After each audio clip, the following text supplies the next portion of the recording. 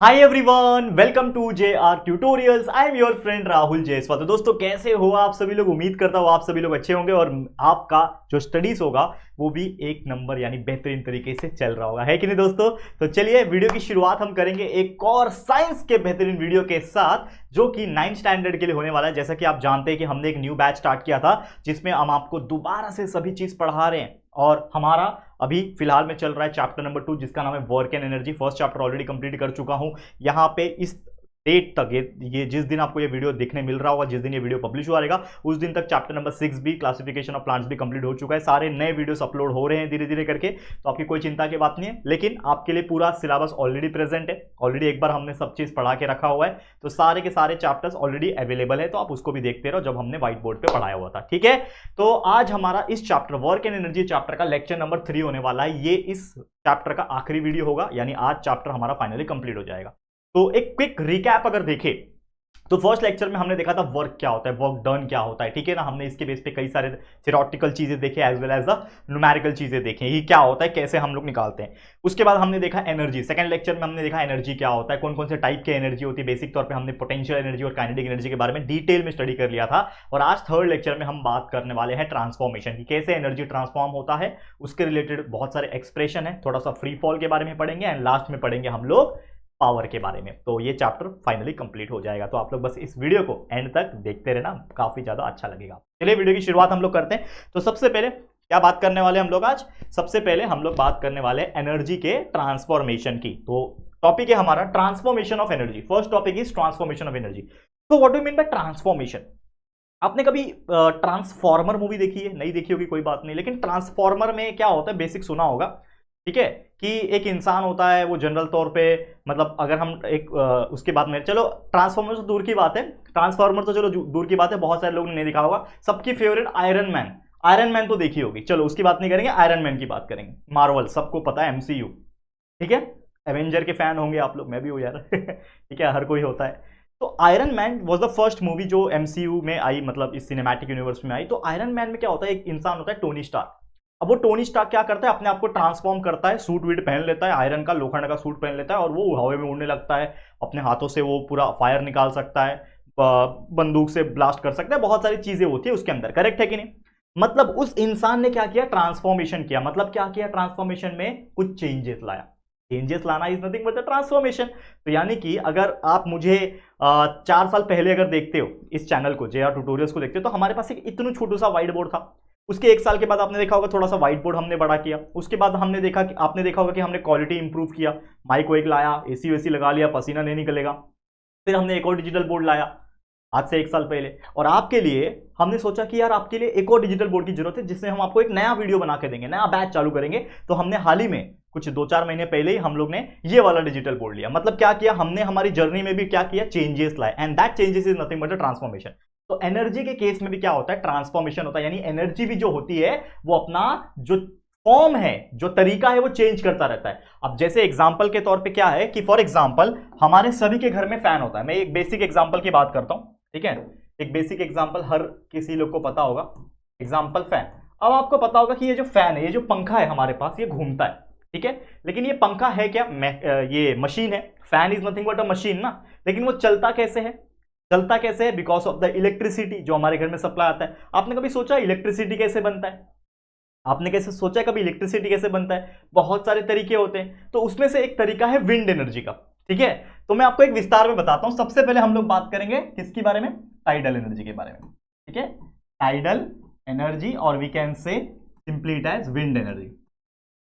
ठीक है, और हमने ऑलरेडी पिछले के कुछ लेक्चर्स में डिस्कस किया था कि कौन कौन से टाइप की एनर्जी होती है। हमने बताया था मैकेनिकल होती है, इलेक्ट्रिकल होती है, साउंड होती है, नॉइज होती है, सोलर एनर्जी होती है, बहुत सारे और भी प्रकार के एनर्जी होते हैं। ये ऑलरेडी हमने डिस्कस कर दिया है, तो वो ऑलरेडी बार बार नहीं बताऊंगा, मैं लेक्चर नंबर 2 में डिस्कस कर लिया था। तो मैं क्या बता रहा हूं, समझ लो कि आपको पता है एक विंड एनर्जी होता है, आपको पता है एक विंड मिल होती है। आपने अगर देखा है तो बहुत अच्छी बात है, लेकिन अगर नहीं देखा है तो आप लोग कभी फ्यूचर में नासिक वगैरह साइड जाओगे ना, तो उधर पे एक जगह है, सिन्नार शायद करके जगह है, जहां तक मुझे पता है। मैं एक बार शिरडी घूमने गया था, तो बाय रोड हम लोग गए थे कार से, मेरे फ्रेंड की कार थी, हम लोग चले गए, तो हमने देखा कि ना वहां पे बहुत बड़े बड़े विंड मिल्स लगे हुए। सिन्नार करके जगह था, पहाड़ का इलाका था, वहां पे बहुत बड़े बड़े विंड मिल लगे हुए थे। और वो विंडमिल इतने अच्छे दिख रहे थे, हम लोग वहां पे चले गए और वहां के विंडमिल के सामने हमने फोटो खिंचाना स्टार्ट कर दिया, ठीक है, और बहुत सारे फोटो खिंचाए। और इस बात का सबूत है मेरे इंस्टाग्राम पे एक फोटो, एक बहुत पुराना फोटो है, अगर आप मुझे फॉलो करते हो इंस्टाग्राम पे तो चले जाना @राहुल JS23। अगर आप इंस्टाग्राम यूज करते होंगे तो ये मेरा आईडी है, इस पे जाके मुझे फॉलो कर लो सबसे पहले तो, अगर नहीं किया होगा तो, ठीक है, आप लोग की सपोर्ट की जरूरत है। तो यहाँ पे ना हमारे फोटो सेक्शन के अंदर चला जाना, इस आईडी के अंदर, और थोड़ा स्क्रॉल करना। बहुत पुराना फोटो है, आई गेस 4 साल पुराना फोटो होगा, 4-5 साल पुराना फोटो। वहां पे मैंने एक फोटो डाला हुआ है, पीछे विंडमिल है, और वही विंडमिल सिनार का है, ठीक है, सिनार मतलब वही आसपास के, नासिक के आसपास के एरिया का है, I don't know exact location, लेकिन उसके आसपास का ही। तो ये विंडमिल क्या करता है, आपको पता है विंडमिल क्या करता है? तो विंडमिल जो है, जब हवा फ्लो होती है, अगर मैं आपको बताऊं अच्छी तरीके से, एक सेकेंड रुक जाओ, ये हवा अगर फ्लो हो रही है यहाँ पे, तो ये विंडमिल क्या करता है? रोटेट करता है। विंडमिल के पास ऐसे बड़े बड़े ब्लेड्स होते हैं, विंडमिल के पास क्या होते हैं? ऐसे बड़े बड़े ब्लेड्स होते हैं जो कि कंटिन्यूअस क्या होते हैं दोस्तों? रोटेट होते हैं। एंड विंडमिल के अंदर, ये जो दिख रहा है आपको, ये विंडमिल के अंदर क्या प्रेजेंट होता है? टरबाइन प्रेजेंट होता है। एंड वो टरबाइन से क्या कनेक्टेड होता है? जनरेटर प्रेजेंट होता है, कनेक्टेड होता है, ठीक है। तो आपको एक कंसेप्ट आगे जाके सिखाया जाएगा फ्यूचर में, 10th स्टैंडर्ड 11th स्टैंडर्ड में, कि कभी भी जनरेटर जो होता है वो इलेक्ट्रिसिटी प्रोड्यूस करता है, लेकिन कैसे प्रोड्यूस करता है? उसके पास दो चीज होती है, एक होता है कंडक्टर, जो कि कोई भी मटेरियल हो सकता है, मेटल का जनरली कंडक्टर, और एक होता है मैग्नेट। तो जब भी कोई मैग्नेट कंडक्टर के अक्रॉस में रोटेट होता है तो वहां पे क्या प्रोड्यूस होती है? उसके हेल्प से एक इलेक्ट्रिसिटी प्रोड्यूस होती है। तो अब उस जनरेटर के अंदर इलेक्ट्रिसिटी प्रोड्यूस करने के लिए, यानी कंडक्टर को मैग्नेट के अक्रॉस घुमाने के लिए, या फिर मैग्नेट को कंडक्टर के अक्रॉस घुमाने के लिए किसी चीज की जरूरत पड़ेगी। तो वहां पे उस चीज को घुमाने के लिए लगती है टरबाइन। ये सब चीज आप आगे सीखोगे, मैं खाली एकदम ऊपर ऊपर से बता रहा हूं ताकि आपको समझ में तो आ जाए बेसिक चीजें, या आप फ्यूचर में पढ़ोगे। यहां पे इस चैप्टर में कोई लेना देना नहीं है, लेकिन फिर भी बता रहा हूं। क्या बता रहा हूं? कि जनरेटर इलेक्ट्रिसिटी प्रोड्यूस करता है। कैसे प्रोड्यूस करता है? जब कोई कंडक्टर और मैग्नेट एक दूसरे के अक्रॉस में घूमते हैं, या फिर मैग्नेट स्थिर रहेगा और कंडक्टर घूमेगा, या फिर कंडक्टर अपने जगह पे रहेगा, मैग्नेट घूमेगा, लेकिन घुमाने के लिए कुछ तो चाहिए, तो उसको घुमाने के लिए लगता है टरबाइन। और टरबाइन क्या है? एक ऐसा चीज है जो घूमता है, लेकिन टरबाइन को घुमाने के लिए भी कोई ऐसी चीज चाहिए, तो इसके लिए वहां पे लगी हुई है विंड एनर्जी के थ्रू, सॉरी विंड मिल के थ्रू विंड ब्लेड, जिसको बोलते हैं हम लोग ब्लेड, इसको हम लोग क्या बोलते हैं? Blade of wind mill. तो ये जो ब्लेड घूमेगा बहुत तेजी से, ठीक है, तो उसके अंदर गियर्स होते हैं, और गियर्स क्या करता है? और उसको फास्ट कर देता है, और वो घूम घूम के टरबाइन को घुमाएगा, टरबाइन उसके अंदर के मैग्नेट को घुमाएगा, और इलेक्ट्रिसिटी प्रोड्यूस होगी जो कि वायर के थ्रू फैलती है। ठीक है, समझ में आ गया। लेकिन हम बात किसकी कर रहे हैं कि ये कर क्या रहा है? तो ये विंड एनर्जी, ये जो हवा है इसमें क्या था? विंड एनर्जी था। तो ये विंड एनर्जी जो था, ये विंड एनर्जी ने टरबाइन को घुमाया, तो क्या हुआ? मैकेनिकल एनर्जी हुआ। ये मशीन है ना एक तरीके का, तो ये क्या हुआ? Mechanical energy. अब यही मैकेनिकल एनर्जी जब घूम रहा है, टरबाइन गोल गोल घूम रहा है, जनरेटर के अंदर गया, तो क्या प्रोड्यूस हुआ? इलेक्ट्रिकल एनर्जी प्रोड्यूस हुआ। क्या प्रोड्यूस हुआ दोस्तों? इलेक्ट्रिकल एनर्जी प्रोड्यूस हुआ। यही इलेक्ट्रिकल एनर्जी आपके घर में सप्लाई होगा, आपके घर में सप्लाई होगा, ठीक है, इलेक्ट्रिसिटी आएगा आपके घर में, बिजली आएगा, और आपके घर का जो फैन है वो चलेगा। ठीक है, फैन क्या है? फिर से एक मैकेनिकल एनर्जी है, ठीक है, मैकेनिकल एनर्जी गोल गोल घूम रहा है, मतलब फैन आपका गोल गोल घूम रहा है, क्या प्रोड्यूस कर रहा है? हवा, विंड एनर्जी। तो अगर आप देखोगे तो ये घूम फिर के वही जगह जा रहा है जो कि हमारा कंसेप्ट क्या बताता है कि energy can neither be created nor be destroyed, but it can be converted from one form into another form, and this is what we call as the law of conservation of energy, जो हमारा दूसरा topic है। Law of conservation of energy क्या बोलता है कि energy कभी create नहीं हो सकती, ना ही खत्म हो सकती है। इस दुनिया में एनर्जी चल रही है, लेकिन किसी ने एनर्जी बनाया नहीं है, ऑटोमेटिकली एनर्जी है, बस एक फॉर्म से दूसरे फॉर्म में कन्वर्ट हो रही है। ऊपर से सनलाइट आ रहा है, वो सनलाइट से कुछ और एनर्जी बन रही है, ठीक है, वो एनर्जी से कुछ और एनर्जी बन रही है। तो ये ब्रह्मांड में, ये पूरे यूनिवर्स में दोस्तों, एनर्जी कभी क्रिएट नहीं की जा सकती और ना ही कभी खत्म की जा सकती, बस वो एनर्जी अपना रूप चेंज करता रहता है, अपना फॉर्म चेंज करता रहता है, और वो घूमता रहता है। And that is nothing but the transformation of energy. Energy transform हो रहा है, बार बार ट्रांसफॉर्म हो रहा है, और यही चीज होता है law of conservation of energy की energy can neither be created, कभी क्रिएट नहीं किया जा सकता, कभी खत्म नहीं किया जा सकता, लेकिन कन्वर्ट किया जा सकता है एक फॉर्म से दूसरे फॉर्म में, जो हम हमेशा अपने फायदे के लिए करते हैं। और इस केस में हम लोग ये बोल सकते हैं the total amount of energy in the universe, पूरे यूनिवर्स में कितना भी टोटल एनर्जी रहेगा ना वो हमेशा मेंटेन रहता है, हमेशा कांस्टेंट होता है, क्योंकि ऑब्वियसली जब एनर्जी कभी क्रिएट नहीं हो रहा है, एनर्जी कभी खत्म नहीं हो रहा है, लेकिन जितनी एनर्जी है वो घूम फिर के उधर ही है, तो एनर्जी क्या है, कांस्टेंट है। तो total amount of energy always remains constant. ये चीज आपको याद रखना है। समझ में आ गया क्या होता है ट्रांसफॉर्मेशन ऑफ एनर्जी, क्या होता है law of conservation of energy. उम्मीद करता हूं बहुत अच्छी तरीके से कंसेप्ट मैंने समझा दिया है। अब चलते हैं अगले टॉपिक की तरफ। तो नेक्स्ट टॉपिक है दोस्तों फ्री फॉल। ये बहुत ही दिलचस्प टॉपिक है फ्री फॉल। फ्री फॉल नाम से ही पता चलना चाहिए कि कोई भी ऑब्जेक्ट, ऑब्वियसली अगर मैं इसको एक हाइट पे लेके जाऊं और उसको नीचे छोड़ूं तो नीचे गिरेगा। क्यों नीचे गिरेगा? क्योंकि ग्रेविटी है। लेकिन हो सकता है कि उसके गिरने के बीच में बहुत सारी रुकावटें आ जाए। हो सकता है बहुत ज्यादा जोर से हवा चल रही हो, या फिर कोई ऐसा फोर्स है जो उसको एक्ट कर रहा हो। तो अगर ऐसा होता है कि कोई भी ऑब्जेक्ट एक ऊंचाई से उसको छोड़ दिया जाए और वो सिर्फ और सिर्फ ग्रेविटी की वजह से नीचे गिर रही हो, उसके पीछे ना कोई हवा हो ना कोई और फोर्स हो, कोई भी ऐसा कोई एक्ट ना कर रहा हो, कोई भी ऐसा चीज उसके रुकावट में या फिर उसके सहयोग में ना हो, तो ऐसा तरीके का जो गिरना होता है, ऐसे तरीके का जो फॉल होता है उसको बोलते हैं फ्री फॉल। यानी कि कोई ऑब्जेक्ट अगर फ्रीली गिर रहा है, आसमान में गए, हेलीकॉप्टर में गए और वहां से कोई एक चीज ऐसा छोड़ दिया, तो जैसे ही वो गिरने लगेगा तो मतलब सिर्फ और सिर्फ उसके ऊपर ग्रेविटी काम कर रही है, कोई और चीज काम नहीं कर रही है। यानी कि an object falling solely under the influence of the gravitational force, यानी सिर्फ और सिर्फ ग्रेविटी की वजह से, ग्रेविटेशनल फोर्स के, गुरुत्वाकर्षण बल के वजह से ओनली वो नीचे अगर गिर रहा है, फ्री फॉल हो रहा है, तो उसको बोलेंगे फ्रीली फॉलिंग ऑब्जेक्ट, और we can simply say it is as free fall. ठीक है, तो चलो अब हम क्या करते हैं, एक कंडीशन एज्यूम करते हैं। हम एक कंडीशन एज्यूम करते हैं कि समझ लो कि एक ऑब्जेक्ट है जो पहले मैंने ए पे रखा था। ठीक है, ये मेरा ऑब्जेक्ट है, मान लो ये ऑब्जेक्ट मैंने ए पोजीशन में रखा और वहां से उसको मैं नीचे गिरा रहा हूं। ठीक है, यहां पे नहीं रखता हूं, मान लो यहां पे रखा मैंने, चलो ये बीच में रखता हूं, यहां पे ये मेरा ऑब्जेक्ट है। अब ये ऑब्जेक्ट ए पोजीशन में है, उसके बाद उसको मैं वहां से छोड़ देता हूं। यहां से मैंने क्या किया, इसको छोड़ा, तो छोड़ते छोड़ते वो एक टाइम आएगा कि वो कहां तक पहुंच जाएगा, बी तक पहुंच जाएगा। ठीक है, एक टाइम आएगा कि वो बी तक पहुंच जाएगा, फिर उसको और छोड़ूंगा, मतलब वो तो छूटा हुआ ही है, लेकिन एक टाइम आएगा फिर वो ग्राउंड तक यानी नीचे तक पहुंच जाएगा। तो हम इमेजिन करते हैं कि ए से लेके जो बी तक का डिस्टेंस वो कवर करेगा उसको हमने एक्स मान लिया, और बी पॉइंट से लेके सी पॉइंट तक वो डिस्टेंस जो कवर करता है वो है h माइनस एक्स, क्योंकि टोटल जो है वो हमने h माना हुआ है। The total height of A and C, मतलब टोटल ए से लेके सी तक का जो भी हाइट है, यानी कि ये जो ऑब्जेक्ट है पूरा ऊपर से लेके जब तक नीचे नहीं गिरता जमीन तक, तब तक उसकी हाइट h है। लेकिन ए से बी को मैंने x मान लिया, तो ये हाइट क्या होगी, ऑब्वियसली टोटल माइनस एक्स यानी h माइनस एक्स। यहां तक समझ में आ गया, क्लियर। तो हम तीन कंडीशन देखेंगे। पहला कंडीशन उसकी एनर्जी, टोटल एनर्जी, क्योंकि हमने अभी ट्रांसफॉर्मेशन ऑफ एनर्जी की बात कही, उसमें हमने एक चीज फंडा क्या समझा कि जो अमाउंट ऑफ टोटल एनर्जी होता है वो हमेशा कांस्टेंट होता है, ये हमने देखा, तो उसको साबित करना पड़ेगा।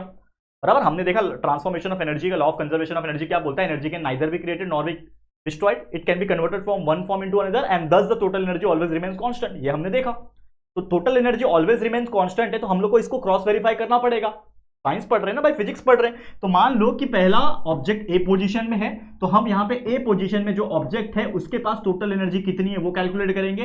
फिर जब ऑब्जेक्ट गिरते गिरते जब बी तक पहुंचेगा तो उसके पास टोटल एनर्जी कितनी है वो कैलकुलेट करेंगे, और जब गिरते गिरते सी यानी लास्ट तक आ जाएगा तो उसके पास टोटल एनर्जी कितनी है, वो तीनों पोजीशन को देखेंगे और कंपेयर करेंगे कि कहां कहां कैसा आ रहा है टोटल एनर्जी का वैल्यू। तैयार हो आप लोग? देखेंगे, बहुत इजी है, थोड़ा टाइम लग सकता है क्योंकि डेरिवेशन बड़ा है। चलो समझते हैं इसको हम लोग धीरे धीरे करके। तो सबसे पहले आप बात करेंगे, देखो, तो let us calculate the energies of the object at point A B C, यानी ऑब्जेक्ट का एनर्जी ए पे कितना है, बी पे कितना है और सी पे कितना है वो हम कैलकुलेट करने जा रहे हैं। तो सबसे पहले हम कैलकुलेट करेंगे when the object is stationary, यानी ऑब्जेक्ट रुका हुआ है ए पे, है ना, ए हाइट है, अभी तक छोड़ा नहीं है मैंने, ए पे मैंने पकड़ के रखा है, वो स्टेशनरी होगा। ठीक है, एक बिल्डिंग के ऊपर गए, टेरेस के, और उसके ऊपर बॉल पकड़ के रखा है आपने, बॉल गिराया नहीं है। जैसे एक एग्जांपल हम कंसीडर कर सकते हैं कि बॉल लिया, बिल्डिंग के ऊपर रखा है, अभी तक छोड़ा नहीं है। तो जब छोड़ा नहीं है तो ऑब्वियसली उसका इनिशियल वेलोसिटी कितनी है, जीरो है। तो इनिशियल वेलोसिटी कितनी हो जाएगी, ऑब्वियसली जीरो हो जाएगी, क्योंकि मैंने उस बॉल को पकड़ के रखा है, छोड़ा नहीं है। तो वो रेस्ट पोजीशन में है, स्टेशनरी पोजीशन में है ए पे, इसीलिए उसकी इनिशियल वेलोसिटी जीरो है।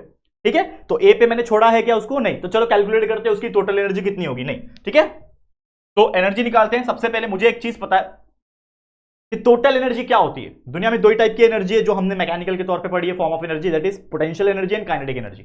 तो टोटल एनर्जी अगर मुझे निकालना है ऑब्जेक्ट का, तो मुझे काइनेटिक एनर्जी भी निकालना पड़ेगा, पोटेंशियल एनर्जी भी निकालना पड़ेगा, और उन दोनों को ऐड करना पड़ेगा, यानी प्लस करना पड़ेगा। समझ में आ रहा है कि नहीं आ रहा है बच्चा? चलो, तो अगर हम काइनेटिक एनर्जी सबसे पहले निकालते हैं, तो kinetic energy is equal to half into mass into velocity square, जो कि हमने पिछले लेक्चर में डेरिवेशन सीखा था, half into M into V square, यानी मास इंटू वेलोसिटी स्क्वायर। ठीक है, तो हम बात करेंगे फॉर्मूला की, तो हाफ इंटू ठीक है, मास इंटू वेलोसिटी स्क्वायर, तो हाफ मल्टीप्लाई बाय मास, मैंने समझ लो उस ऑब्जेक्ट का मास मैंने m माना हुआ है, ये आप लिख सकते हो, मैंने लिखा नहीं है शायद वो, तो आप लिख सकते हो let us consider the object having mass m, initial velocity u 0, ऐसा लिख सकते हो। तो मास है, लेकिन वेलोसिटी कितनी है हमारे पास, इनिशियल वेलोसिटी है जो कि है u, ठीक है, इनिशियल वेलोसिटी है जो कि है u, ठीक है, तो u स्क्वायर, तो ये हो जाएगा half multiply bye m multiply bye u का वैल्यू तो है 0, तो 0 का स्क्वायर विल बी 0, तो ये टोटल वैल्यू हो जाएगा 0, यानी काइनेटिक एनर्जी का जो वैल्यू आया दोस्तों वो आया 0 हमारे पास। इसको मान लेता हूं मैं, चलो इसको मत मानो, कुछ काइनेटिक एनर्जी 0 आई है, तो आप समझ गए कि काइनेटिक एनर्जी क्या है उस केस में, क्योंकि भाई कोई भी ऑब्जेक्ट जब रेस्ट पोजीशन में होता है तो वैसे भी हमको पता है कि काइनेटिक एनर्जी काम नहीं करेगा क्योंकि रुका हुआ है, और रुके हुए ऑब्जेक्ट में पोटेंशियल एनर्जी काम करता है, तो काइनेटिक एनर्जी क्या होगा, 0 होगा। अब हम निकालते हैं पोटेंशियल एनर्जी। चलो, तो पोटेंशियल एनर्जी क्या होता है दोस्तों, मेरे को पता है कि पोटेंशियल एनर्जी जो होता है वो होता है mgh, तो ऑब्वियसली उस ए पॉइंट पे मास जो ऑब्जेक्ट का होगा m वो तो होगा, ग्रेविटी जो काम करेगा वो तो करेगा ही g, ठीक है, ग्रेविटी जो g है वो तो काम करेगा, लेकिन हाइट कितने पे है, हाइट कितने पे है, h पे है, यानी mgh, उसको एज इट इज हम रखेंगे, तो पोटेंशियल एनर्जी भी मिल गया mgh, क्या मिल गया, पोटेंशियल एनर्जी भी जो मिल गया वो क्या मिल गया, mgh, तो काइनेटिक एनर्जी 0 है, पोटेंशियल एनर्जी mgh है। अब निकालते हैं हम लोग टोटल एनर्जी, तो therefore total energy is equal to kinetic energy plus potential energy, ठीक है, इसको पीछे से ही चालू करो, ठीक है, तो यहां पे लिख दो, तो देयरफॉर क्या लिख सकते हो, total energy is equal to kinetic energy 0 है प्लस mgh, तो 0 प्लस mgh, थोड़ा ऊपर ले लो इसको, 0 प्लस mgh,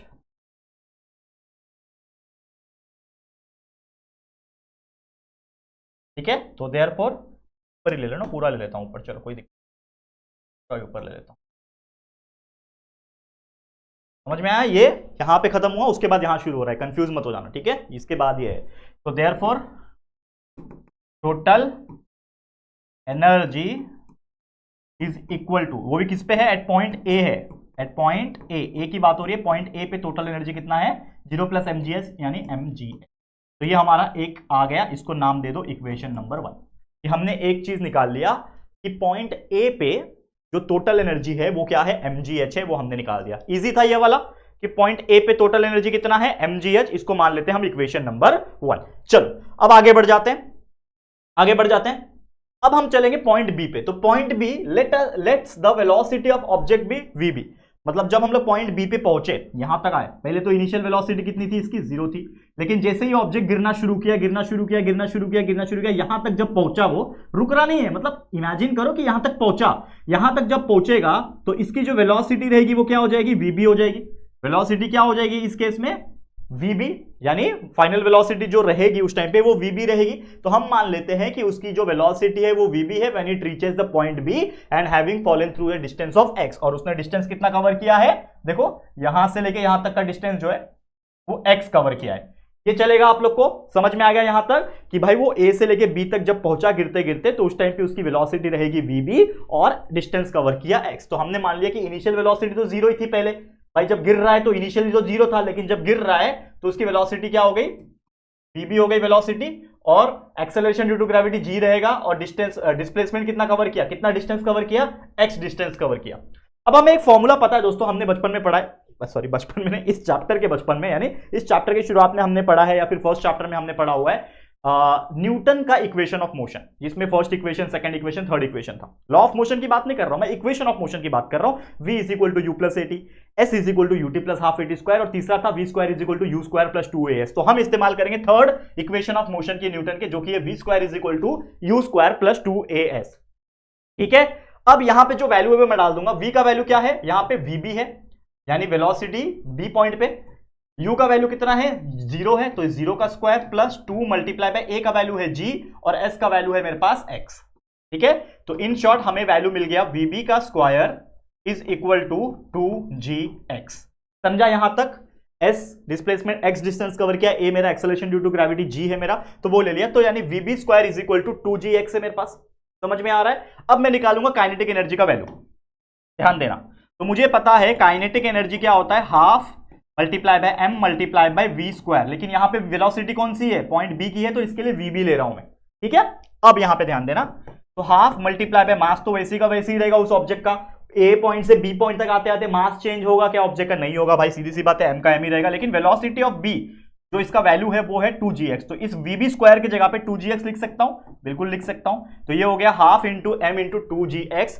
अब ये 2 और ये 2 कैंसल हो जाएगा, तो हम लोग लिख सकते हैं के ई यानी kinetic energy is equal to M G X, kinetic energy is equal to M G X. यहां तक समझा है, कोई दिक्कत है कि काइनेटिक एनर्जी का वैल्यू हमने निकाल लिया एम जी एक्स, ठीक है, कोई दिक्कत नहीं है, यहां तक समझ में आ रहा है, यहां तक काइनेटिक एनर्जी हमने निकाल दिया एम जी एक्स, ठीक है। अब हम चलते हैं पोटेंशियल एनर्जी निकालने के लिए, अब हम चलते हैं पोटेंशियल एनर्जी निकालने के लिए। तो पोटेंशियल एनर्जी जो होएगा बाबू, ठीक है, पोटेंशियल एनर्जी रहेगा, ठीक है, वो क्या हो जाएगा, m multiply by G multiply by h, ठीक है, mass into gravity into height. लेकिन यहां पे अगर आप देखोगे पॉइंट बी की जब मैं बात कर रहा हूं, तो पॉइंट बी तक जो हाइट है वो क्या है, पॉइंट बी पे जो हाइट है वो क्या है दोस्तों, ये है h माइनस एक्स, ए तक का पूरा h था, तो ये बी पॉइंट तक हाइट कितनी है, ये है, यहां से लेके यहां तक हाइट नीचे से ही ली जाती है ना हाइट। अगर मेरी हाइट कोई पूछेगा तो मैं बोलूंगा ना कि भाई 5 फुट 7 इंच है, मैं बोलूंगा कि नहीं बोलूंगा, तो उसी प्रकार नीचे से हाइट ली जाती है, तो यहां से लेके यहां तक बी पॉइंट तक हाइट है h माइनस एक्स, तो मैं ले लूंगा हाइट मेरा h माइनस एक्स, तो हम लोग ले लेंगे यहां पे वी नो, पहले लिख दो, यहां पे पहले ही लिख दो, इसको थोड़ा नीचे लेता हूं मैं, तो यहां पे मैं पहले ही लिखता हूं, क्या लिखूंगा, at point B height h is equal to h minus X, वही है ना, देख लो h माइनस एक्स मैं पहले लिख दिया। तो हमें पता है potential energy is equal to क्या होता है, mgh होता है। अब इसमें वैल्यू में डालता हूं, तो m वैसी का वैसे ही रहेगा, m वैसी का वैसे ही रहेगा, ग्रेविटी का वैल्यू भी वैसे ही रहेगा, लेकिन h क्या है, h माइनस एक्स है, h क्या है, h माइनस एक्स। यहां तक कोई दिक्कत है कि, अगर आप देखोगे यहां तक कोई दिक्कत आप लोग को नहीं नजर आएगा। अब इसको मैं अंदर मल्टीप्लाई कर सकता हूं क्या, देखो M G multiply by H is M G H, बीच में है माइनस, तो ये माइनस आ गया, और M G multiply by X is nothing but M G X, ठीक है। तो मतलब मेरा पोटेंशियल एनर्जी का जो वैल्यू आ गया बच्चा, पोटेंशियल एनर्जी का जो वैल्यू आया वो आया M G H minus M G X. यहां तक कोई दिक्कत नहीं हुआ होगा मुझे लगता है, M G H minus M G X समझ में आया। अब मुझे क्या निकालना है, ऑब्वियसली मुझे उस पॉइंट पे यानी पॉइंट बी पे टोटल एनर्जी निकालना है, तो हम लिखेंगे यहां पे टोटल, लिखेंगे total energy at point P is equal to kinetic energy plus potential energy, ठीक है। देखो ध्यान से, तो क्या हो जाएगा, काइनेटिक एनर्जी कितना है मेरे पास, mgx है, mgx प्लस पोटेंशियल एनर्जी कितना है, mgh माइनस mgx, ठीक है। तो यहां पे अगर आप देखोगे तो ये माइनस mgx है, ये प्लस mgx है, तो ये पॉजिटिव और ये निगेटिव mgx कैंसल, सिर्फ और सिर्फ क्या बच रहा है मेरे पास mgh, और ये क्या है, टोटल एनर्जी है ना, जैसे हमने यहां पे निकाला बच्चा कि total energy at point A, वैसे ही यहां पे हमारा आ गया कि total, therefore total energy at point B is equal to mgh, यानी कि हमने यहां पे भी अगर आप देखोगे तो हमने निकाल दिया, पहले ए पॉइंट पे जो था, ये ए पॉइंट पे जो टोटल एनर्जी था वो mgh आया, बी पॉइंट पे जब आया तो वहां पे भी बी पॉइंट पे भी जो टोटल एनर्जी आया वो भी mgh आया।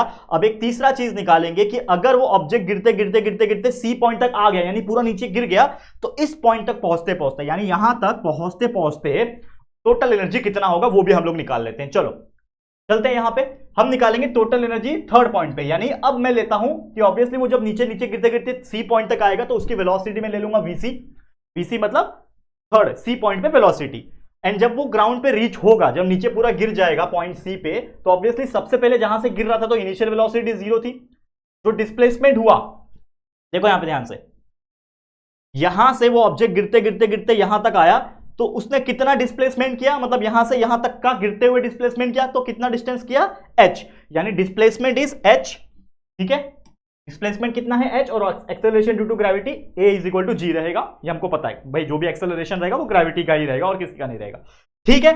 तो हमको अगेन वही formula v² is equal to u² plus 2as, तो मुझे पता है यहां पे मैं लूंगा बी सी का स्क्वायर, क्योंकि सी पॉइंट पे है इसके लिए बी सी स्क्वायर, यू के जगह पे 0 लूंगा, plus 2 multiply by G multiply by, और एक्स एस का जो वैल्यू है वो है एच, एस का जो वैल्यू है यहां पे वो क्या है बच्चा, एच है। ठीक है, समझ में आ रहा है, क्लियर है। तो हमारे पास क्या मिलेगा वैल्यू कि V C square is equal to 2gh, ये हमको एक वैल्यू मिल गया वी सी स्क्वायर का। ठीक है, लेकिन हमको इससे क्या यूज होगा, काइनेटिक एनर्जी निकालने के लिए। तो हमको पता है kinetic energy is equal to half into M into V, यहां पे वी क्या होगा, सी होगा स्क्वायर, तो हाफ मल्टीप्लाई बाय मास तो सेम ही रहने वाला है, चाहे ऊपर से नीचे गिरा हो मास तो सेम रहेगा। वीसी का वैल्यू ऑलरेडी हमने निकाल लिया जो कि है 2gh, तो यहां पे 2 और 2 कैंसल, तो काइनेटिक एनर्जी जो हमें मिलेगा वो मिलेगा m multiply by G multiply by h यानी mgh। तो हमें काइनेटिक एनर्जी मिल गया mgh, काइनेटिक एनर्जी क्या मिल गया बच्चा, mgh मिल गया। क्लियर, यहां तक समझ में आ रहा है, ओके। अब हम थोड़ा सा आगे बढ़ेंगे और निकालेंगे पोटेंशियल एनर्जी, लेकिन पोटेंशियल एनर्जी निकालने के पहले थोड़ा सा ध्यान देना बच्चा। अब मुझे बताओ कि यहां से लेके जब मैं नीचे गिरा, मतलब ए पॉइंट से मेरा ऑब्जेक्ट गिर रहा है बी पॉइंट पे, फिर सी पॉइंट पे जब गिरा, तो जब वो गिरा तो उसकी हाइट कितनी थी, जब बी पॉइंट पे था तो हम बी पॉइंट पे हमने हाइट क्या लिया था, पोटेंशियल एनर्जी के केस में हाइट हमने h माइनस एक्स लिया था, क्योंकि यहां तक आते आते उसकी हाइट h माइनस एक्स बची थी। लेकिन जब वो पूरा ऊपर से लेके नीचे गिर गया तो यहां पे इस पॉइंट पे उसकी हाइट कितनी है, 0। ठीक है, तो हम क्या बोल सकते हैं इस केस में, at point C the height h will be equal to what, 0। तो हम लोग बोल सकते हैं कि भाई जो पोटेंशियल एनर्जी होएगा वो होता है m multiply by G multiply by h, m तो वही रहेगा, g भी वही रहेगा, लेकिन h मेरा 0 हो जाएगा, और एनीथिंग मल्टीप्लाई बाय 0 इज 0, तो देयरफॉर हमारा जो पोटेंशियल एनर्जी का जो वैल्यू आएगा वो आएगा 0। तो पोटेंशियल एनर्जी क्या हो गया, 0 हो गया। तो इसका मतलब हम क्या बोल सकते हैं बच्चा, हम ये बोल सकते हैं कि यहां पे जो टोटल एनर्जी होगा, total energy at point C जो होगा वो क्या होगा, kinetic energy plus potential energy. तो काइनेटिक एनर्जी कितना है, काइनेटिक एनर्जी बताओ कितना है, काइनेटिक एनर्जी हमारा mgh और पोटेंशियल एनर्जी है 0, यानी mgh प्लस 0। एंड यहां पे भी बोल सकते हैं हम लोग कि भाई total energy at point C is equal to mgh, यहां पे भी हमारा टोटल एनर्जी पॉइंट सी पे क्या आया, mgh आया, जिसको हम इक्वेशन नंबर 3 मान सकते हैं। ठीक है, अब ध्यान देना, वापस आ जाते हैं हमारे पहले पेज पे। तो हमने इतना जब सॉल्व किया पॉइंट ए पे, तो हमारा टोटल एनर्जी पॉइंट ए पे mgh आया, जिसको इक्वेशन नंबर 1 माना। फिर हमने देखा सेकंड पॉइंट पे, पॉइंट बी पे हमने total energy at point B निकाला जो कि mgh आया, इसको मान लिया इक्वेशन नंबर 2। एंड फिर तीसरे पॉइंट पे, जो पॉइंट सी पे पूरा ग्राउंड पे नीचे गिर गया, उसके बाद हमने देखा कि total energy at point C आया mgh, यानी तीनों के तीनों ही केस में हमारा जो वैल्यू आ रहा है बच्चा, वो तीनों के तीनों केस में क्या आ रहा है, mgh ही आ रहा है। तो हम लोग बोल सकते हैं कि फ्रॉम इक्वेशन नंबर 1, 2 एंड 3 हम लोग क्या बोल सकते हैं, total energy is same at all points A B and C. तो ए बी सी पे टोटल एनर्जी सेम है, therefore total energy is constant. ये हमने प्रूफ करके दिखा दिया कि भाई टोटल एनर्जी कांस्टेंट होती है। सेम मतलब क्या, कांस्टेंट। तो हमने देखा कि चाहे कोई भी पॉइंट हो, फ्री फॉल के केस में टोटल एनर्जी क्या होगी बच्चा, कांस्टेंट होगी, जो कि हमने ट्रांसफॉर्मेशन ऑफ एनर्जी में भी पढ़ा कि एनर्जी खत्म नहीं हो सकती, क्रिएट भी नहीं हो सकती, लेकिन वो फॉर्म बदलता रहता है और इसीलिए एनर्जी कांस्टेंट होती है। तो हमने निकाल दिया भाई टोटल एनर्जी इज कांस्टेंट। ठीक है, समझ में आ गया। तो उम्मीद करता हूं ये बेहतरीन सा डेरिवेशन, इतना खतरनाक और बेहतरीन सा तरीके का डेरिवेशन जो हमने आपको बताया, आपको बहुत अच्छी तरीके से कंसेप्चुअल तरीके से क्लियर हो गया होगा।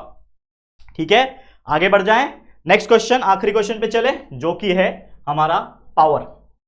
ठीक है, तो आखिरी टॉपिक पावर मतलब क्या होता है, जैसे कि आप जानते हैं पावर इज नथिंग बट एक ऐसा चीज जो कि काम करने के लिए होता है। अब पावर में अपने अंदर की बात करूं तो मेरे अंदर भी पावर है। पावर को हम लोग इलेक्ट्रिसिटी से भी कंपेयर करते हैं क्योंकि वो भी एक पावर है। तो पावर का मीनिंग अलग अलग है, लेकिन एक फिजिक्स के हिसाब से हम बोल सकते हैं कि power is the rate of at which work is done. मतलब पावर एक ऐसा रेट है जिससे काम होता है। तो power is nothing but work done per unit time. Power को हम लोग क्या बोल सकते हैं, work done per unit time. बहुत सिंपल सा साधारण सा डेफिनेशन है कि power is nothing but work done per unit time, यानी P is equal to W upon T। Power को निकालना है तो वर्क को टाइम से डिवाइड कर दो, आपका आंसर आ जाएगा। अब इसका ऐसा यूनिट क्या हो सकता है, वर्क का यूनिट क्या होता है आपको पता है, ये जूल होता है, डिवाइड बाय टाइम का यूनिट होता है सेकंड, तो जूल पर सेकंड को ही बोलते हैं वॉट। जूल पर सेकंड को वॉट कहा जाता है, लिखा जाता है स्मॉल लेटर W से, ठीक है। अब इंडस्ट्रियल सेक्टर की अगर मैं बात करूं, ऐसा यूनिट याद हो गया, ऐसा यूनिट क्या है, वॉट रहेगा। जूल पर सेकंड लिख सकते हो, लेकिन वॉट लिखोगे ज्यादा बेटर है, W लिखने का, वॉट W, ठीक है। अब इंडस्ट्रियल सेक्टर में जहां इंडस्ट्रीज होती है वहां पे जो यूनिट यूज किया जाता है पावर को मेजर करने के लिए, उसको कहा जाता है हॉर्स पावर। ये बहुत इंपॉर्टेंट टर्म है। तो आपने शायद बहुत सारे ऑटोमोबाइल इंडस्ट्री में नाम सुना होगा, या फिर कभी कार के बारे में अगर आपने पढ़ा होगा, कोई भी कार के बारे में, तो कार में इंजन होता है जिससे गाड़ी चलती है। इंजन सबसे इंपॉर्टेंट चीज है। तो जो इंजन होता है वो हॉर्स पावर का होता है। आपको बोला जाता है ये 700 हॉर्स पावर का, ये 1000 हॉर्स पावर का, ये फरारी, ये बुगाटी, ये लैम्बोर्गिनी, इतने हॉर्स पावर का इंजन है इसमें, सुना है कि नहीं, इतने हॉर्स पावर का इंजन है। तो ये हॉर्स पावर क्या है, it is a unit to represent the power. तो ये हॉर्स पावर जो है वो होता है, एक हॉर्स पावर का वैल्यू होता है 746 वॉट, यानी एक हॉर्स पावर में 746 वॉट का पावर होता है। सोच लो कितना खतरनाक चीज है ये। और कमर्शियल यूज के लिए, यानी कि एक होता है जो बेचने वाला होता है ना कमर्शियल, इससे जैसे इलेक्ट्रिसिटी की बात कर लेता हूं मैं, जैसे हम लोग पावर यूज करते हैं, इलेक्ट्रिसिटी भी क्या है, पावर है। तो ये जो इलेक्ट्रिसिटी हम यूज करते हैं इसके बदले में हमें बिल भरना पड़ता है गवर्नमेंट को, या फिर जो भी आपकी बिजली की कंपनी है, चाहे वो महावितरण हो, अडानी का हो, या फिर जो भी हो, जो भी आप जिसका भी यूज करते होंगे, तो आपके घर में जो इलेक्ट्रिसिटी आता है, हर महीने आपके घर में एक बिल आता होगा, लाइट बिल, जिसको लाइट बिल बोलते हैं, पावर बिल बोलते हैं। वो लाइट बिल में कुछ अमाउंट पैसे होते हैं, मतलब कुछ अमाउंट दिया रहता है, 700 रुपया, 500 रुपया, हमारे पास तो 10-10 हज़ार, 20-20 हज़ार आता है बिल, इतने सारी चीजें चलती है ना, ठीक है। तो ये जो बिल्स होते हैं, जो लाइट बिल्स होते हैं दोस्तों, ये क्या होता है, ये क्या होता है, ये कैलकुलेट किया जाता है with the help of power, you can say commercial purpose. तो ये जो यूनिट ऑफ एनर्जी है कमर्शियल पर्पस के लिए यूज किया जाता है किलोवाट आवर। तो आपने कभी देखा होगा, आपके लाइट बिल पे देखना, अगर आपके घर में लाइट बिल है तो आपके लाइट बिल में यूनिट्स लिखा होता है, आपको पता होगा यूनिट, हम लोग बोलते हैं ना आज इतना यूनिट बढ़ गया, इतना यूनिट आया, तो उस यूनिट के हिसाब से पावर का कैलकुलेशन किया जाता है, यानी कितना बिल आएगा उसका कैलकुलेशन किया जाता है। तो वो जो यूनिट होता है ना, वो होता है आपका 1 किलोवाट आवर। किलोवाट आवर यानी कि आपका कितना किलोवाट कितने आवर्स में जल रहा है या फिर यूज हो रहा है, उसको बोलते हैं हम लोग किलोवाट आवर। तो एक किलोवाट आवर का 1 यूनिट होता है, और एक यूनिट का एक प्राइस होता है, कहीं पे 5 रुपया, कहीं पे 10 रुपया। तो मान लो कि आपने पूरे महीने में, समझ लो आपने यूज किया 100 यूनिट, ठीक है, आपने पूरे महीने में 100 यूनिट यूज किया, और एक यूनिट का जो प्राइस है, 1 यूनिट का जो प्राइस है आपके शहर में चल रहा है, या फिर आपकी जो इलेक्ट्रिसिटी प्रोवाइडिंग कंपनी है, वो समझ लो 10 रुपया लेती है, 1 यूनिट का जो प्राइस है वो 10 रुपया है, तो 100 यूनिट का कितना हो जाएगा, मल्टीप्लाई बाय 10, यानी कि लगभग आपका लाइट बिल आपके महीने का कितना आएगा, 1000 पर मंथ। और हर मंथ में अलग अलग लाइट बिल आता है, क्यों, क्योंकि हर मंथ में आपका इलेक्ट्रिसिटी कंजम्पशन भी अलग अलग होता है। समझ में आ रहा है। और 1 किलोवाट की बात करें तो 1 किलोवाट आवर जो होता है वो होता है 1 kilowatt multiply by 1 hour. 1 kilowatt में होता है 1000 वॉट, 1 आवर में होता है 3600 सेकेंड, मल्टीप्लाई करो तो ये आ गया यूनिट 10, 100, 1000, 10,000, लाख, 10 लाख, 36 लाख जूल, जिसको हम पॉइंट में कन्वर्ट करेंगे तो 3.6 इंटू 10⁶ जूल होता है। ये बस एक यूनिट है याद रखने के लिए, तो आपको समझ जाना है। क्लियर।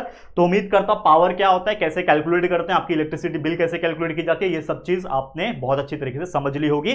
समझ में आ गया, क्लियर है। तो बस यही था वीडियो, लेकिन जाते जाते एक सबसे इंपॉर्टेंट चीज जो कि है आप लोग के लिए क्या, न्यूमेरिकल। देखो ध्यान से, एक न्यूमेरिकल है, रियल लाइफ एग्जांपल। जैसे क्वेश्चन पूछा है, if A 1200 what electric iron, क्या बोल रहा है, एक 1200 वॉट इलेक्ट्रिक आयरन है जो डेली यूज होता है 30 मिनट्स के लिए। 30 मिनट्स के लिए क्या होता है, इसका डेली इस्तेमाल होता है। तो हमें पूछा है how much total electricity is consume in the month of April, यानी कि अप्रैल के मंथ में इसका कितना इस्तेमाल होगा वो हम लोग को कैलकुलेट करने बोला। यानी कि ये एक तरीके से क्या है, रियल लाइफ न्यूमेरिकल है। ओके बच्चा, रियल लाइफ क्या है, न्यूमेरिकल है। चलो, तो सबसे पहले हम लोग क्या करेंगे, हम लोग लिखेंगे क्या क्या दिया हुआ है। तो क्या दिया है, if A 1200 what electric iron, तो 1200 वॉट इलेक्ट्रिक आयरन है, मतलब आपको क्या दिया यहां पे, पावर का जो है वैल्यू दिया हुआ है। तो सबसे पहले आप लोग क्या लिखोगे, गिवन लिखोगे। गिवन क्या दिया हुआ है आपको, पावर का वैल्यू दिया हुआ है जो कि है 1200 वॉट। 1200 वॉट का पावर है, यूज हो रहा है डेली 30 मिनट्स के लिए, यानी टाइम दिया हुआ है 30 मिनट्स। तो 30 मिनट्स दिया हुआ है, इसको आप सेकंड में कन्वर्ट कर सकते हो बच्चा। तो 30 मिनट्स, 1 मिनट में होता है 60 सेकंड, यानी 30 मल्टीप्लाई बाय 60 यानी कि 1800 सेकंड। 1800 सेकंड के लिए यूज हो रहा है। यहां पे समझ में आ गया? क्लियर? बहुत इजी है ये, यहां तक तो समझ में आ जाना बहुत इजी है। क्लियर है कि नहीं बच्चा? बहुत इजी है यहां पे। ठीक है, अब एक चीज है कि हमेशा पावर, जैसे अभी अभी हमने डिस्कस किया कि जो पावर होता है उसको हमेशा किलोवाट में लेना है। ठीक है, तो इसको हम लोग किलोवाट में अगर लेते हैं तो ये हो जाएगा 1 किलोवाट मतलब 1000 वॉट, तो ये 1200 वैल्यू है, डिवाइड बाय 1000 कर लो तो ये हो जाएगा 1.2 किलोवाट। तो ये किलोवाट में हमने निकाल दिया। उसी प्रकार ये मिनट को हम लोग आवर में कन्वर्ट कर सकते हैं, तो ये हो जाएगा 1 मिनट में 60 सेकेंड होते हैं। इसके लिए मैंने ये 1800 सेकेंड लिख लिया। लेकिन आपको पता है कि 1 घंटे में कितने मिनट होते हैं? 1 घंटे में आपके 60 मिनट्स होते हैं। तो अगर मैं इसको देखूं तो टाइम निकालूंगा तो 30 यानी कितना हो जाएगा? 3/1/2 आवर यानी 0.5 आवर। तो ये हमने निकाल दिया, पावर निकाल दिया हमने, टाइम निकाल दिया। समझ में आ रहा है बच्चा? समझ में आ रहा है कि समझ में? बताओ वापस से। यहां पे हम लोग को जो टाइम दिया था वो मिनट्स में दिया था, और अभी अभी हमने डिस्कस किया कि जो पावर होता है वो हमेशा किलोवाट आवर में ही होता है। मतलब इलेक्ट्रिसिटी बिल की बात कर लो, यूनिट की बात कर लो, 1 यूनिट की बात करो, वो किलोवाट आवर में होता है। तो हमें जो पावर होगा उसको किलोवाट में रखना होगा, ठीक है, और टाइम को आवर में रखना पड़ेगा। तो इसकी जरूरत नहीं है, जो हमने सेकेंड में कन्वर्ट किया ना, इसकी हमें जरूरत नहीं है। ठीक है, अब मुझे एक चीज पता है बच्चा कि 1 यूनिट का मतलब होता है 1 यूनिट का मतलब होता है 1 किलोवाट आवर। ठीक है, यानी कि आपको जो किलोवाट का जो वैल्यू है यानी 1.2 का जो वैल्यू है, इसको मल्टीप्लाई करना पड़ेगा आवर के साथ, जो कि है 0.5। तो आपका आंसर कितना आ जाएगा? देखो 1.2 मल्टीप्लाई बाय 0.5 करके देखता हूं मैं। अगर इसकी बात करूं मैं, ये हो जाएगा 5 2 10, 1 कैरी, 5 2 10, 1 कैरी, 5 5, 6 0 0 एंड 0 0 6 0 0.6। ठीक है, तो 1 यूनिट आपका कितना आया? 0.6। ठीक है, 1 यूनिट का वैल्यू आया आपका 0.6। तो हमें बोल रहा है कि अप्रैल के मंथ में कितना यूज होगा। तो अप्रैल की मंथ की अगर मैं बात करूं, अप्रैल, ये क्या आया? पर डे आया ना, एक दिन में यूज हो रहा है, पर डे मतलब ये आया, इसको आप ऐसे लिख सकते हो, देखो ध्यान से, ये आपका आया 1 यूनिट का जो वैल्यू आया वो कितना आया? 0.6 यूनिट पर डे। ठीक है, यूनिट का आया वैल्यू, नॉट 1 यूनिट, ये यूनिट का वैल्यू आया। समझ में आ रहा है? ठीक है, ये यूनिट का वैल्यू आ गया। तो हम लोग लिखेंगे for April month. April month में कितना होता है? 30 डेज होता है। 30 डेज, 30 डेज मतलब क्या? इसको हटाओ। 30 डेज मतलब क्या? दैट इज एक दिन में 0.6 यूनिट उठ रहा है, तो 30 डेज में कितना होगा? दैट इज 30 मल्टीप्लाई बाय 0.6, तो कितना हो जाएगा? 6 3 18, ये आ जाएगा 18 यूनिट। तो आपका आंसर आ गया 18 यूनिट। तो आपके घर में, मतलब वो जो इंसान है उसके घर में जो 1200 वॉट का रोज आयरन हो रहा है, कपड़े प्रेस कर रहे हैं, इलेक्ट्रिक आयरन जो यूज हो रहा है डेली 30 मिनट्स के लिए, तो उसके वजह से हर दिन उसका 0.6 यूनिट उठ रहा है, 0.6 यूनिट जा रहा है, और उस 0.6 के वजह से पूरे महीने में उसका 18 यूनिट उठ रहा है। और मान लो अगर आपको कभी कभी क्वेश्चन ऐसा भी पूछता है कि कैलकुलेट द लाइट बिल, तो लाइट बिल अगर इसके हिसाब से करना है, मान लो सिर्फ इसका ही निकालना है कि इसके वजह से कितना पैसा जा रहा है, तो मान लो कि आपका हर यूनिट का कॉस्ट दिया हुआ है, ऐसा मतलब 5 रुपया दिया, 10 रुपया दिया, तो मान लो 10 रुपया अगर दिया हुआ है, एक यूनिट का कॉस्ट 10 रुपया है, तो इसके वजह से 18 मल्टीप्लाई बाय 10, 180 रुपीज आपका सिर्फ आयरन करने के वजह से लाइट बिल आ रहा है। समझ में आ गया? क्लियर? तो इस तरीके से हमने ये पूरा का पूरा एग्जांपल जो है ये सॉल्व कर दिया। उम्मीद करता हूं कि आप लोग को ऐसे क्वेश्चंस बहुत अच्छी तरीके से समझ में आ जाएंगे, और ऐसे क्वेश्चंस एग्जाम में अगर आते हैं तो आप कर भी सकते हो। समझ में आया? तो इसी के साथ इस वीडियो को मैं एंड करता हूं। उम्मीद करता हूं ये चैप्टर आपको बहुत अच्छी तरीके से समझ में आ गया होगा। तो चैप्टर इज कंप्लीटेड। ऐसे और भी चैप्टर्स के लेक्चर वीडियोस हम लाते रहेंगे, आप लोग बस हमें सपोर्ट करते रहना और प्यार देते रहना। तो आज के लिए इतना ही। ये वीडियो आपको कैसा लगा है दोस्तों जरूर से कमेंट करके बताना। वीडियो पसंद आया तो प्लीज वीडियो को लाइक करना, शेयर करना अपने सभी दोस्तों के साथ, और अगर पहली बार आए हो चैनल पे, अभी तक चैनल को सब्सक्राइब नहीं किया है, तो फटाफट से हमारे चैनल को सब्सक्राइब करके बेल आइकन को भी प्रेस कर देना। ठीक है दोस्तों, तो चलो फिर जल्दी मिलेंगे एक और नई वीडियो में। तब तक के लिए thank you and good bye.